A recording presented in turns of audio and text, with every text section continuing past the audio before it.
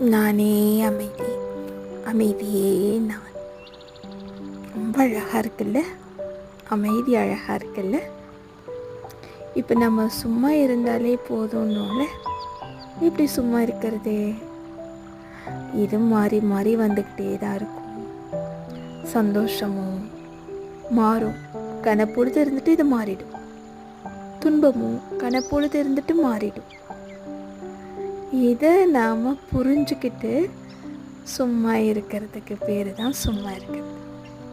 மிகங்களா அது அப்படியே மாறிக்கிட்டே தான் இருக்கும், பாஸ் ஆகிட்டே தான் இருக்கும், ஒரு ஃபார்ம் எடுத்துக்கிட்டே இருக்கும். இப்போ இந்த ஃபார்மில் இருக்க, அடுத்தது இன்னும் கொஞ்சம் நேரத்தில் வேறு ஃபார்முக்கு மாறிடும். இந்த அண்டர்ஸ்டாண்டிங், இந்த புரிதலோட நம்ம ஒரு இன்பம் வரும்போதும் சும்மா இருக்கணும், துன்பம் வரும்போதும் அந்த புரிதலோடு நம்ம சும்மா இருக்கணும். அவ்வளோதான்.